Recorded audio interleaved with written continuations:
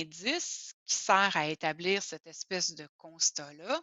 Ben oui, c'est un indice qui a été développé par l'INSPQ.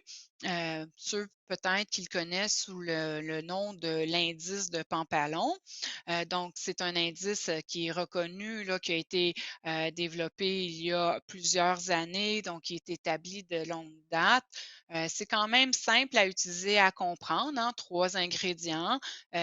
Qui s'applique à de multiples échelles et surtout qui est polyvalent parce que oui, initialement, l'indice a été développé pour répondre aux besoins là, du secteur de la santé, mais vous voyez, entre autres, là, avec les recherches de M. Boisvert, ben, on l'applique aussi au développement des communautés, donc au développement territorial notamment. Donc, il peut avoir de multiples usages. Ce qu'il faut savoir, par contre, sur l'indice de développement matériel et social, c'est que ça mesure les conditions socio-économiques dans la communauté dans son ensemble. L'indice qualifie l'ensemble des résidents du territoire et non pas la situation individuelle de chacune de ces personnes-là. Donc, de cette façon-là, on peut relever des inégalités hein, ou des aspects à surveiller pour qui fragiliseraient ou freineraient le développement de la communauté. Une autre belle qualité là, de l'indice que je vous ai présenté, c'est qu'on neutralise le biais apporté par les variations démographiques. Hein. On sait que la ville de Gatineau, la MRC des collines de l'Outaouais ont un profil de population un petit peu plus jeune que les MRC de Pontiac, de la vallée de la Gatineau et de Papineau.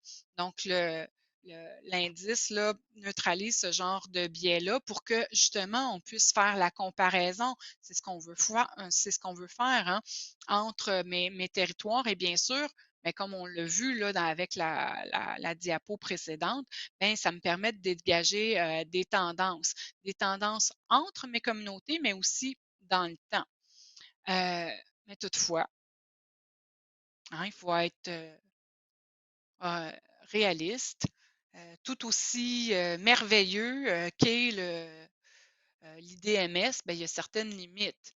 Hein. On peut savoir intuitivement que ben, défavorisation sociale, oui, OK, ça, c'est une des dimensions de la défavorisation. Économique aussi, c'est une dimension de la défavorisation, mais on sent bien hein, que ces aspects-là ne couvrent pas toutes les dimensions de la défavorisation, notamment au niveau de l'environnement et d'autres critères qui pourraient s'être adjoints.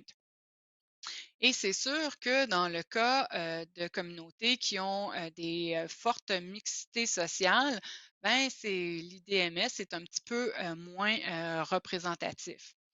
Toutefois, comme on n'a pas d'informations sur chacun des individus qui composent la communauté, ben l'indice, c'est la meilleure alternative en l'absence d'informations socio-économiques individuelles.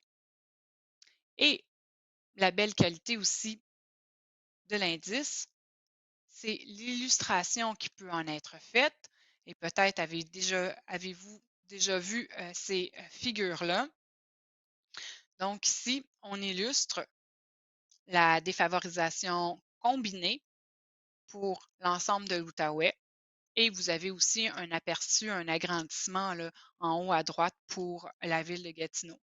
Alors, qu'est-ce qu'on constate là instinctivement? Ben, dans la ville de Gatineau, là, j'ai tous les cas de figure, là. J'ai du bleu au turquoise, j'ai du mauve, j'ai du orangé, j'ai du rouge, hein, et on constate que le rouge, donc, qui correspond à une forte défavorisation à la fois sociale et matérielle, ben, ils s'articulent plus vers les secteurs centraux et j'ai une espèce de gradient mixte vers des situations de plus faible défavorisation qui se retrouvent un petit peu en périphérie, à la périphérie du territoire de la ville de Gatineau. Et quand je regarde l'Outaouais, je me dis, ouh, OK. Les MRC, elles sont toutes en rangée. Ce qui indique, hein, clairement que, mes MRC ont généralement une défavorisation matérielle qui est, plus forte, mais elles ont une défavorisation, sociale qui est plus faible, et il faut être conscient que malgré qu'elles soient toutes dans le rangée, ça «cache» entre guillemets, des, conditions, particulières là, qui méritent à être explorées, entre autres là, avec la section 1, 2 qu'on a vu précédemment, qui est dans mon fameux fascicule.